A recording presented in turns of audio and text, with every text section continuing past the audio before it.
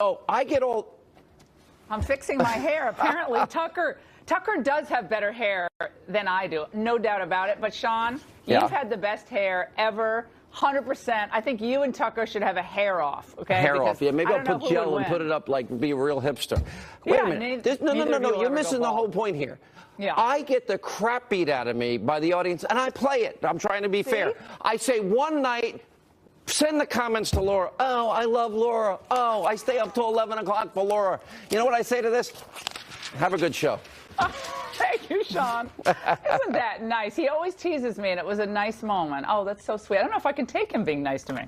All right, everybody, welcome to the Ingraham Angle from Washington. It's an evening of major breaking news on both sides of the Atlantic, and we have it all covered for you. You don't want to move. President Trump at Davos in Switzerland. He's explaining to world leaders and big business honchos why his America First policies are actually going to be good for a lot of other people as well.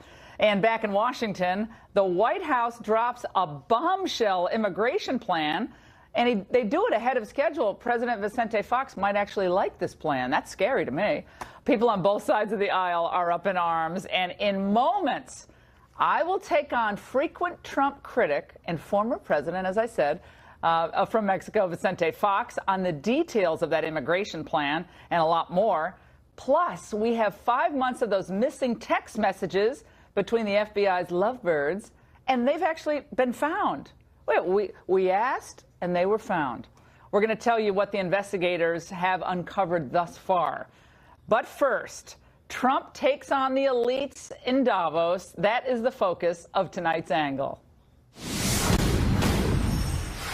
The global elite gather once a year in a small town nestled in the Swiss Alps to discuss political, economic, and humanitarian challenges facing the world. As a businessman, Trump actually never made the guest list. And he's the first president to go to Davos since Bill Clinton, who only attended his last year in office.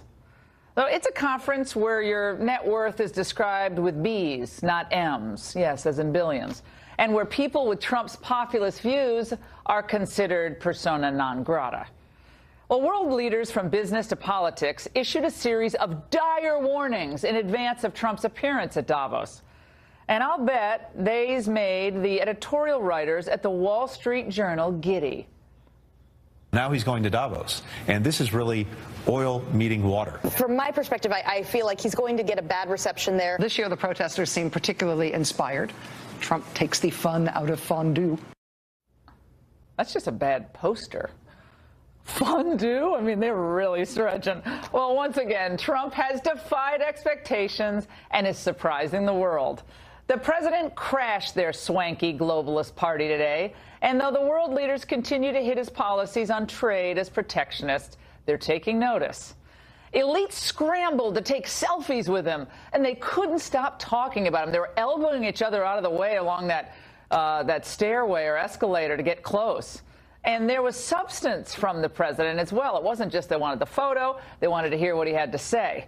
And sitting next to Israeli Prime Minister Benjamin Netanyahu, Trump threatened to withhold aid to the Palestinians unless they return to peace talks. And then, this is important, he challenged Netanyahu. Israel does want to make peace, and they're going to have to want to make peace too, or we're going to have nothing to do with it any longer. They never got past Jerusalem. We took it off the table. We don't have to talk about it anymore. You won 1 point, and you'll give up some points later on the negotiation, if it ever takes place. I don't know that it ever will take place. Yeah, Bibi had to grab the Pepto for that moment. He's like, wait a second, I don't think we talked about that. Oh, I think that's a gutsy negotiator working for a deal in real time. You see it all play out. Then the president sat down with UK Prime Minister Theresa May, who's still suffering from the post-Brexit blues. And it has been reported that she has had a very strained relationship with President Trump. The Prime Minister and myself have had a really great relationship, although some people don't necessarily believe that, but I can tell you it's true. Well, at the conclusion of the meeting, it was announced that the president's trip to the UK is back on track. It will happen within the year. Well, it's going to be a working trip, state visit, we don't know, but it's a win nonetheless. And contrary to all that hyperbole coming from the We Are the World types, Trump isn't going to stop trading with other countries. He's not itching to blow up the world. And he's not going to stop all immigration into the U.S. In fact, we have a lot of news later on in the show about what will be specifically offered in the president's deal on immigration. But what President Trump will do is he'll pursue changes in policies that have been detrimental to U.S. workers, U.S. manufacturing, and importantly, U.S. wages. Now, what does that mean? That means that America will no longer tolerate being taken advantage of by freeloaders or cheated in international trade deals, or have its intellectual property stolen by rivals. Those days are over.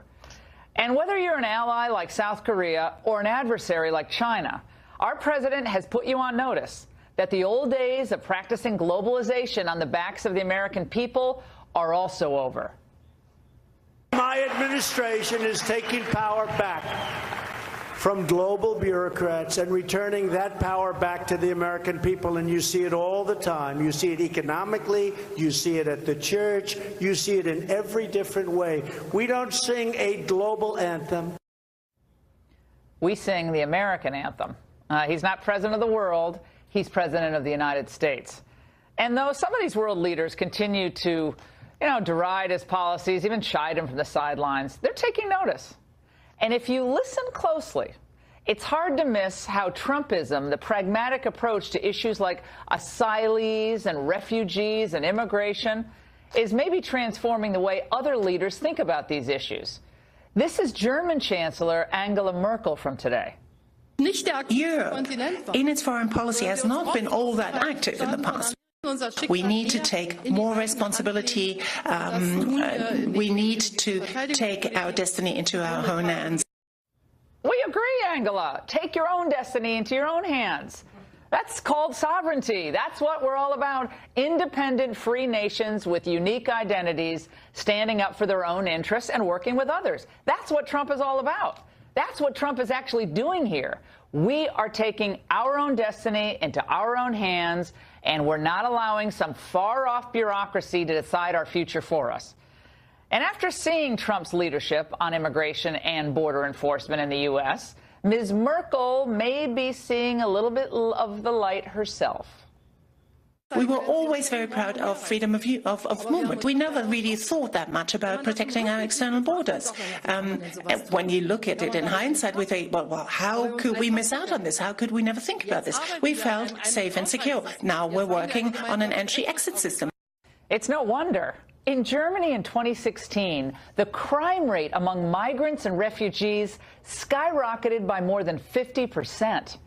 And according to The Telegraph, migrants committed nearly 175,000 suspected crimes in Germany. So suddenly, President Trump's law and order approach at the border is looking pretty good, isn't it? So the elites still snipe, though, at Trump for his dismissal of their climate change dogma, as the French president did today. Or they bristle at his decision to renegotiate NAFTA or stand up to cheating and intellectual property theft by China and other nations. He is undoubtedly shaking up the world order and reshaping the global debate in a very positive way. And though it may not make him any friends at Davos, Trump's America First philosophy is reviving our economy at home, and it's positioning us to lead the world from a place of strength, and it's about time. And that's the angle. Joining me now is former president of Mexico and frequent Trump critic, Vicente Fox. He's the author of a brand new book just out, Let's Move On, Beyond Fear and False Prophets. He's an author, and we've been chatting about a lot of things. It's great to see you. How are you? Welcome. My pleasure, Laura. Thank you for inviting me. Es un placer. And I said we were going to do the whole thing in Spanish, but it's not quite as good as I need to be to do that. But President Fox, you heard some of the monologue there. Your reaction to Trump at Davos. I mean, you have said everything from, you've compared him to Hitler, you've said he's an ugly American, rude, racist, going to start a war, not a real leader. 1 year into the Trump administration, the American economy is thriving, manufacturing is up, wages in some sectors are up, confidence is at an all-time high, African-American unemployment, 17-year low since it was recorded. So many great barometers, but you really have nothing positive to say about him. No. But let me tell you, it's good that the economy moves. We all move. The world economy before Trump and with Trump is getting close to 5% growth. So it's dynamic and it's growing. In the outworld, 80% of the economy, of the global economy, is outside of the United States. So yes, there might be something to recognize to Trump in the sense that economic activity pretty much depends on expectations. So we're still waiting to see that all of this comes to be true, and then the economy will keep on going. But you attribute that to Obama, or you attribute it to Trump? I mean, these jobs coming back into the United States and all that. I attribute it to U.S. citizens, to corporations, to universities. But they're responding to his policies, are they not, Mr. President? This country is so powerful, so great. So Trump can't change it. It moves on its own. So it moves on its own. There's no. This country could not have a president, and it would be doing better, I'm sure. Okay, that's wild. Okay, that is wild. Look at Spain. I've got to think of the Spanish word for what I'm thinking. It's going to come to me. 6 months with arrajos, and they grew up. All right, let's talk about the White House immigration proposal, an issue that you really care a lot about. It came out tonight. This is DACA. The DACA. 1.8 million DACA dreamers protected. That's a million more than the 800,000 he was offering to help last week. $25 billion for border wall and security, eliminate the visa lottery, change it. Those 50,000 a year would go toward the people now waiting in line to come legally, and keeping the nuclear family together, but ending the extended family chain migration. 1.8 million people given amnesty. Yeah, 1 million more than what he said last week, but 1,000,008 what he said 2 weeks ago. Here, I hope he gains credibility, because everybody doubts that that will happen. And my only concern is that it's conditioned to getting $25 billion US from Congress. So that makes me happy, because then Mexico is not going to pay for it. So US Congress and taxpayers are going to pay for that wall. Number two, it doesn't make me happy, because to exchange one young, dreaming person that expects a great future for himself, for $1, I would not exchange it. For $25,000, I would either exchange it. So I don't know why you have to tie up together these two things. Let's get those kids really supported. They want to stay here, and if not, we welcome them in Mexico. We would love to have them. They have university degrees, and they are great human talents. Now, on the case of the 25,000, how many good things you can do with 25,000? 25 billion. Walls don't work. Yeah, well, okay. Well, you've never been a big fan of the wall, to say the least. You've called Trump, again, rude, all these racist, all these things. Like he called us rapists and criminals. No, he didn't say that. He said, and when he announced he was running, he said they're sending a rapist. Then he said there are other people who are good people coming across. Who is sending? Who is sending? That's well, I think, that's a manner of speech. You have manners of speech in Spanish. We have different ways of speaking. But, I mean, you do understand that Mexico has a problem keeping her own people in her country, satisfying their economic needs, for the moment, satisfying their need to be safe from criminals, so they flee your country and come to our country. Why can't you keep your own people happy in your own country? Are you going to blame Trump for that too? No, let me see, but I differ from you on this. NAFTA was created for that purpose, exactly for that purpose, to bring into Mexico wealth, jobs, so that migration will be reduced and eliminated. So why are we still getting so many immigrants? Let me tell you the real facts. When NAFTA started, you would make $1 on the Mexican side and $10 on the U.S. side. When NAFTA started. We got a $63 billion trade deficit with Mexico. Who would not learn to swim to go for $10 instead of $1? 25 years later, today, it's 5 to 1. So it has come from 10 to 1. We're subsidizing Mexico through NAFTA. No, not subsidizing. We're doing our own we work. can't do an hour on NAFTA because I want to get to some other things because NAFTA was supposed to fix all this. NAFTA is a great tool. Well, NAFTA's been great for you. You have a $63 billion trade surplus with us. It's awesome for you guys. Sorry. Not good for American car manufacturers. Look at the profits of GM, Chrysler, and every U.S. company in Mexico. Look, they can move their profits they return to United States. They can move their companies any day of the week they want to Mexico. If they want to do that, they can do that.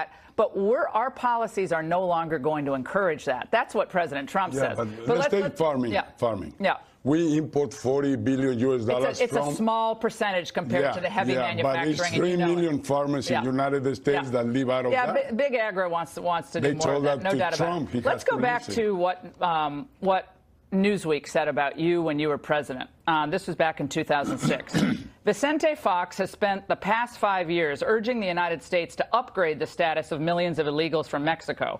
Meanwhile, his own government has given legal status to only 15,000 foreigners without papers. You deported 140,000 in 2003, deported 120,000 in 2002, and from 2002 to 2006, the number of detainments and deportations was up 74%.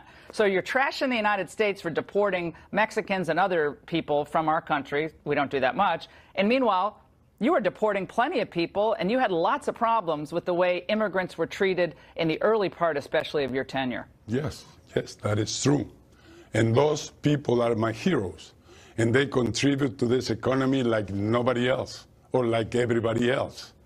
Who's your heroes? I'm not following. Paisanos, my dear Hispanic paisanos, Mexicans here in the States. But why did you deport? Why did you only give legal status when you were president to illegal immigrants in your country to only 15,000 people? Because we didn't have the capacity. Because we're 1/10. But you're a humanitarian, and Trump is Hitler. So why? I try to do as much as possible. So you could only You could only give 15,000. You had to get rid of all these hundreds and hundreds of thousands of Guatemalans. Trump. No, but you were the president of Mexico. Oh, yes, you got poor grades for the way you treated migrants. Today, Mexico is full employment. Would you believe that? Well, that's because you guys have a $63 billion trade deficit with our country and a trade deficit with Canada NAFTA, as well. Because we work NAFTA. Yeah, you work NAFTA, but it's going to be renegotiated. Are you happy about that?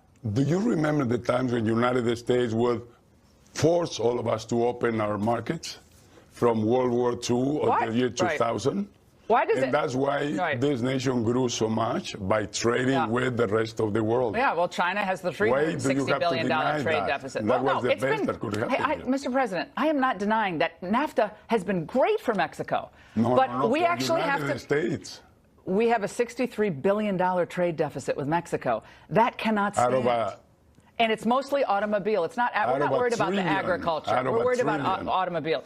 My question to you is, what about China? Why don't you do the same thing with China? We're in the process. India. We're doing it all. You know how many jobs you lost Trump with is India? doing it all. You know what I love? I'm going to say, with all of your movies, like you gave the middle finger to Trump, and you're like a distinguished elder statesman, and you're doing videos where you're putting up the middle finger to the president, saying F this, F that. If Trump is rude and all these things, why are you? Because he offended us. But why are you doing the same thing back? He is offending the rest of the world. That you showed in Davos is not true. It's diplomacy. Oh, really? It's diplomacy. It's presidents. He's offending the rest of the world by America coming back stronger. Well, if that's offending the rest of the world, I'm not really worried about the rest of the world being offended. They didn't like Reagan, did they? They didn't like Reagan. Remember what they called him? We love Reagan. You did, but the rest of the world didn't. No, we love them. We have a lot of Mexicans living in the United States. Why is that an offense to you? I love the Mexican people. I just want the immigration needs to work for our country, just like it needs to work with you. To Trump. So he should love Mexico. 1.8 million dreamers amnesty. You'll like that? Yes, but not conditioned to $25 million. Should we have any border with Mexico at this point? Do we need a border? Really? No, there is no choice. Okay. But you would prefer not to have a border? Okay, so we shouldn't have a border. God didn't create borders. Do you have a fence at your house? We shouldn't have a border like you don't have with Canada. Do you have a fence at your house? This will happen in this next generation. Okay. Because we are going to be on a one-to-one. We'll see. I love the fact that you adopted your 4 children. That is so admirable. I love it. Congratulations to you for So we have that three in common. children. 3 and 4. Good to see you. All right, thanks. Bravo. And Mexico is going to be better off after NAFTA is renegotiated. I promise you, they're going to be better off. And there are big developments, Mr. President, tonight on the Russia probe and the questions of FBI corruption, missing text messages. We have a lot more to get to. Keep it locked right here. Do not step away. Are staggering. The plan is daring. Initiate. Now, Darkest Hour is nominated for 6 Academy Awards. As obvious as it sounds, the Justice Department's Inspector General just found the missing text between those 2 FBI agents. What did he do? Well, he merely took possession of the phones. Can you imagine? The FBI claimed over the weekend it couldn't find the 5 months of text between Strzok and Page. But it took the Inspector General just 2 days after senators demanded the answers. Good for him. Also breaking tonight, Fox News can now confirm that President Trump ordered the firing of Special Counsel Robert Mueller last June, but he backed down after White House counsel Don McGahn and others convinced him not to. That news was first reported by the New York Times earlier tonight. Let's explore that and a lot else with former Harvard law prof Alan Dershowitz in Miami and in Orlando, Congressman Ron DeSantis, Republican from Florida, and here in studio, my friend, attorney, and Democratic strategist, Scott Bolden. All right, we have a lot to get through. I've got to do it together. Professor, let's start with you on this New York Times report that the president wanted to axe Mueller, and McGahn said, can't do it, you do it, I'm out. Well, it just shows you that everybody should listen to their lawyers, whether you're the President of the United States or anybody else. McGahn's advice was very, very sound advice. Look, the President has the constitutional authority to fire anybody in the executive branch. The Supreme Court has held that.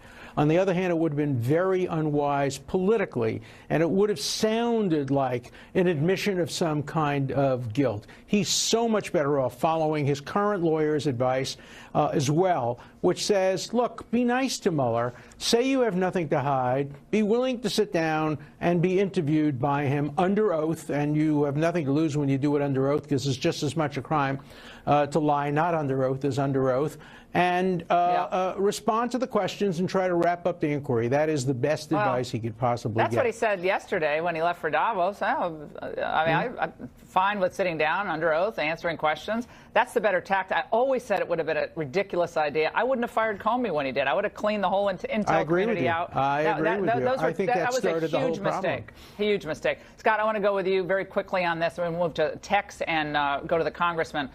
Scott, the idea of firing Mueller, the New York Times, you can look at me now. The New York Times is going nuts with this. The president has the constitutional prerogative to do it. I mean, he's a regular guy. I mean, he's a businessman. He's used to firing people when he doesn't like them. Is this a big bombshell in your eye? It's a big bombshell because it's Donald Trump. The idea that he followed his lawyer's advice, thank goodness for that. I'll have to give that GOP lawyer that. But the idea, here's the bottom line, though, and what's really behind is Donald Trump really thinks DOJ works for him. He thinks everybody in the federal government works for him. They really don't. Yeah. They represent the people for the United States of America. But he's a chief executive officer, He may Scott. be, but he can't fire someone legitimately who's investigating them without turning this into a constitutional crisis. It's fundamentally wrong. It's not the AG. No, you're making a point of politics, and I agree with you. Pragmatically and appearance-wise, it would look terrible. But as a constitutional matter, as Professor Dershowitz pointed out, as the chief executive officer of the country, the head of the executive branch, he has the authority to fire anyone. He could fire Mueller right now. It doesn't mean he has to do it. Of course not. But that's what your lawyers are. But he thinks that. My point is he thinks that. Yeah, hold on. Let's go to. He thinks that DOJ works for him. Well, Professor Dershowitz, you do expect, and every president expects, some loyalty from the people who work under him. It means you don't go off half-cocked on an issue. If he thinks the Russia investigation is ridiculous, he's going to express his frustration. I have no problem with that. But then we got to get to DeSantis. I have a problem, but it's the problem with the Constitution. The framers made a terrible mistake by combining two offices together, one the advisor to the president in a justice matter, and the other the chief prosecutor. Most other countries divide those functions. All right, well, we're not going to redo the chief prosecutor is independent. Yeah, we can't redivide. That's not going to change. Let's go to DeSantis. Ron, I think we covered that issue. Let's move on to these the missing texts. They were discovered.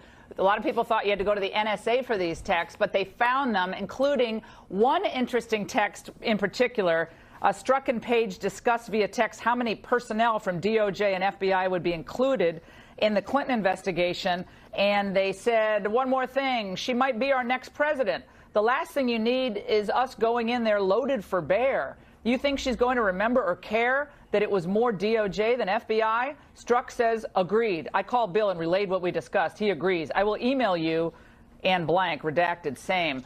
Does that indicate a more of a kid gloves treatment to Hillary in that one text, or are we making too much of that? Ron?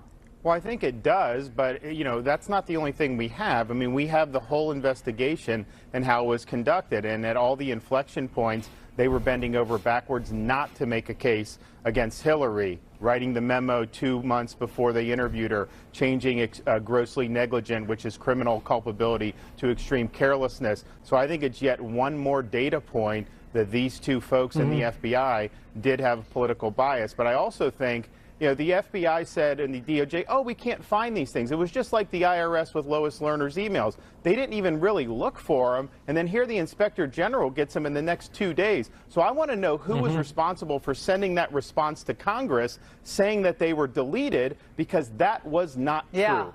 That's odd. And also, you know, Schiff spoke out. I want to play this. Adam Schiff spoke out, I guess it was earlier today, about what Republicans' tactics are here. Let's watch. The Republicans, many of them, are all too desperate to distract attention from the Russia probe and try to put the government on trial. This has been a strategy for quite some time now. And even when they have no basis to do it, it doesn't stop them from making the most scandalous accusations against these professionals at the FBI. Yeah, Chris Matthews also said... I'm not a Republican. Yeah. No, we're not. We're talking about... It's directed at the congressman, but let me just say...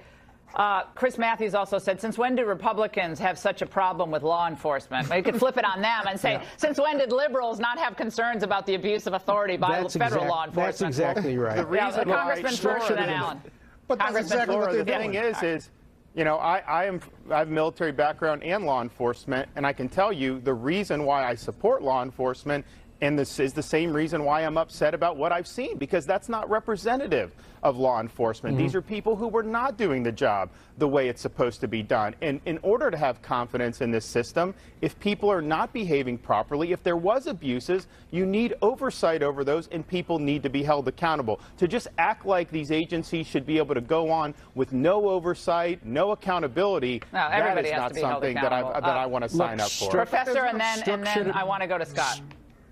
There's no question that Strzok should have recused himself. He knew, before anybody else did, about his own biases, and he should be fired now. No person in the FBI, no Justice Department official should not recuse themselves when they've written those kinds of emails, those kinds of texts, those kinds of messages, and his failure to recuse himself from the investigation, for me, is a fireable offense. Scott, but he certainly has done that. He said what's bothersome about this is how politics and the GOP and the House and Senate have politicized and weaponized this information that they're receiving by a subpoena, and then picking and choosing parts of it and using it to discredit DOJ and FBI. It's wrong. That's why criminal investigations ought not be commented on until they're complete. And the allegations against the Democrats or DOJ and FBI are so negative, it's unnecessary and inappropriate. Right. I think the question we're going to determine is whether the FISA process was weaponized to try to stop Trump from becoming president, president, a lot of other information or after. That corroborated that memo. We'll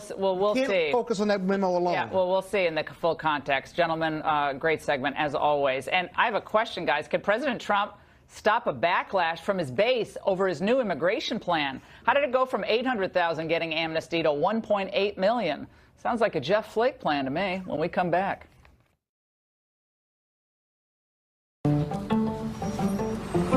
I'm 65 and healthy. I'm not at risk. Even healthy adults 65 and older are at increased risk of pneumococcal pneumonia. Isn't it like a bad cold or flu? Pneumococcal pneumonia is a potentially serious...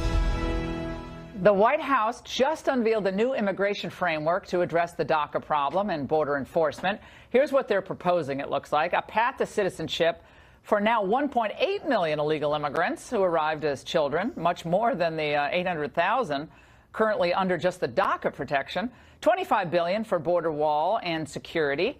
and elimination of the visa lottery program, and an end to chain migration. They call it protecting the nuclear family. That's how they're describing that. But how will this fly with the Trump base? And also my reaction from my guests to that interview I just did with Vicente Fox. I'm joined by Fox News contributor, former Congressman Jason Chaffetz from Phoenix, and here in studio, former Obama State Department official David Tafuri. Great to see both of you.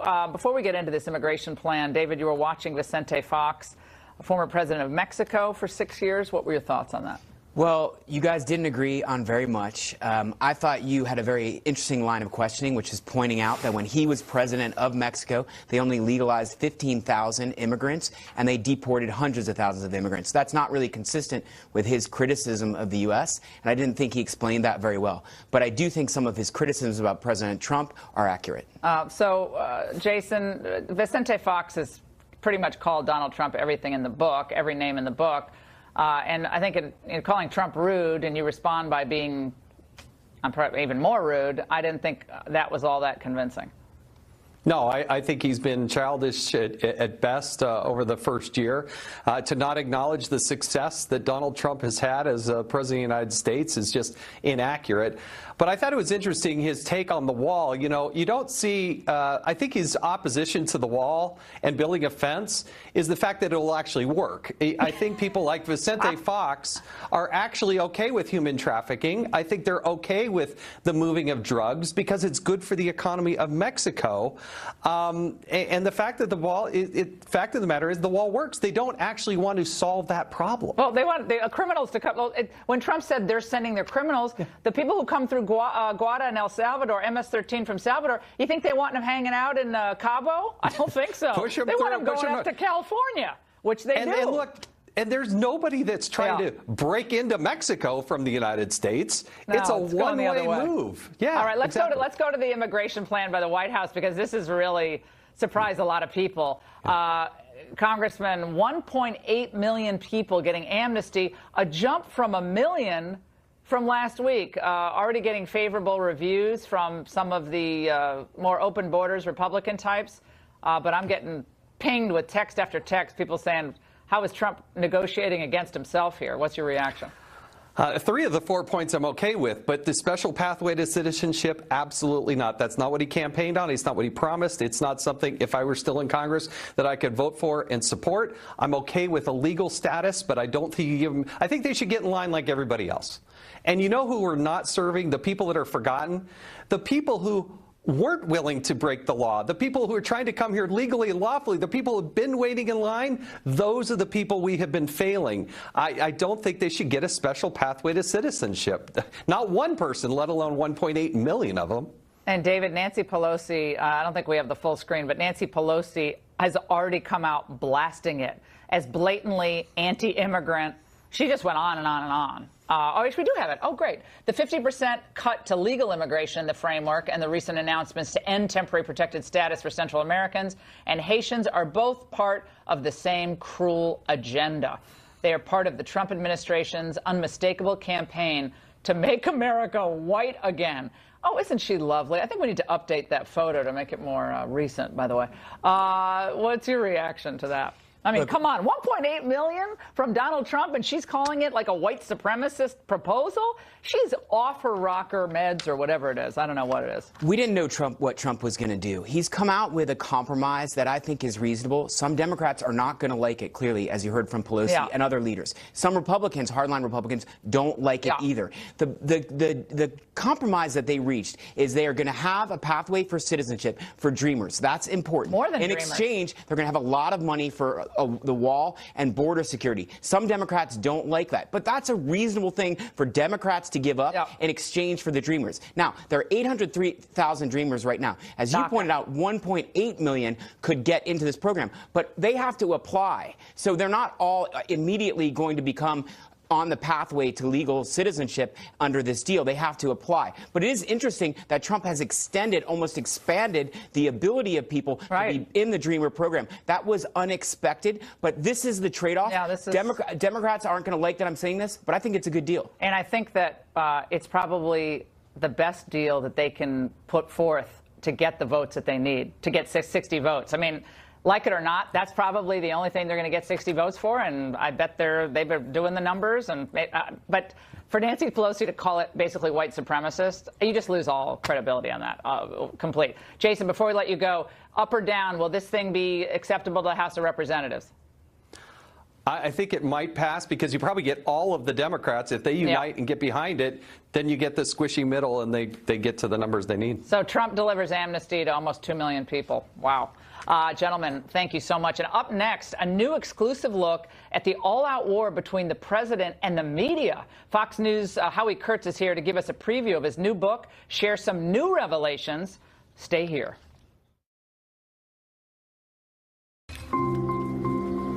I thought I was managing my moderate to severe Crohn's disease. Then I realized something was missing. Me. My symptoms were keeping me from being there. So I talked to my doctor. A new book on the Trump presidency is unlike anything you've seen before. Here's what the author wrote a few days ago in The Hollywood Reporter. Donald Trump is staking his presidency, as he did his election, on nothing less than destroying the credibility of the news media. And the media are determined to do the same to him. Only one side can achieve victory. To a stunning degree, the press is falling into the president's trap. We're delighted to welcome the writer of that piece, Howie Kurtz, the host of Media Buzz on Fox News and the author of a soon-to-be huge New York Times bestseller, Media Madness, Donald Trump, the Press, and the War Over the Truth. Howie, there's so many nuggets in here we've got to get to, and I loved your piece in The Hollywood Reporter. I found this element from Jonathan Martin from the New York Times that you captured in your book to be stunning. Weeks before the convention, an RNC staff member called Martin one night to challenge one of his stories. The reporter shot back, "You're a racist and a fascist. Donald Trump is a racist and a fascist. We all know it, and you're complicit. By supporting him, you're all culpable." Spicer called the top Times editor and unloaded about Jonathan Martin's behavior. Half an hour later, Martin called Spicer and demanded, "How dare you go behind my back? What are you doing calling one of my editors?" "Excuse me," Spicer replied. "You call one of my people and say this, and I don't have the right to complain?" Jonathan Martin is one of the top writers at the New York Times. Yeah, he's a good reporter, but I have 4 sources with first-hand knowledge, including the RNC staffer that had this conversation, or actually 2 conversations, that confirmed this for me. And obviously, now Jonathan Martin is disputing it since the book came out. He says he can't imagine saying such a thing. But Sean Spicer went on a radio show today and confirmed on the record that my count is accurate. Well, he is not only such an important reporter for the New York Times, but his accounts of the campaign are then repeated and taken by other reporters and run with. So when he's reporting on a candidate like Trump and now the presidency, he thinks Trump's a racist and a fascist. You must have a desire to remove a racist and a fascist from office. You know, I have a lot of exclusive reporting in this book about what other journalists say about the president on Twitter when they think that only their friends are kind of following it. Right. And I think that one of the problems here, look, there's been a lot of legitimate stories about the president. Sometimes the president creates his own distractions, but I think that too many people, journalists, now think it's their job to save the country from Donald Trump. And that's not journalism, that's advocacy. It's crusading.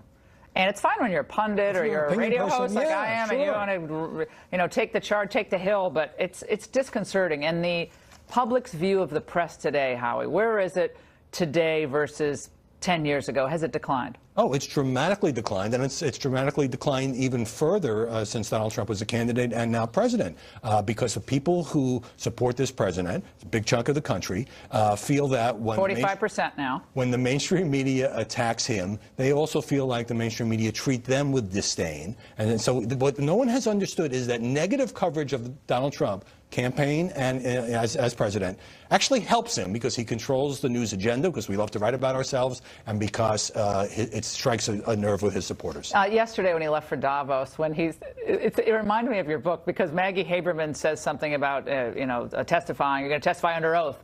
And he said, "Who said that?" And he looked, and I think it was Maggie Haberman, and the back and forth. Not sure. And he said, "Well, did you know if Hillary testified under oath? Was she questioned under oath?" "Well, I don't know." "You don't know?" Like it's like a bar fight with him, with a member of the press. But is that always smart?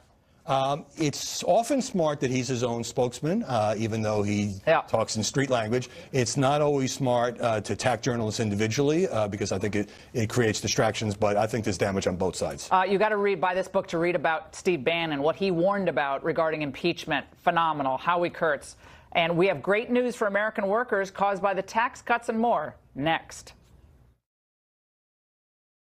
You're wired with 100 billion nerve cells, so when aggravated nerves cause pain, use new Salonpas Lidocaine Plus. One anesthetic numbs nerves fast, while maximum strength lidocaine calms them for hours.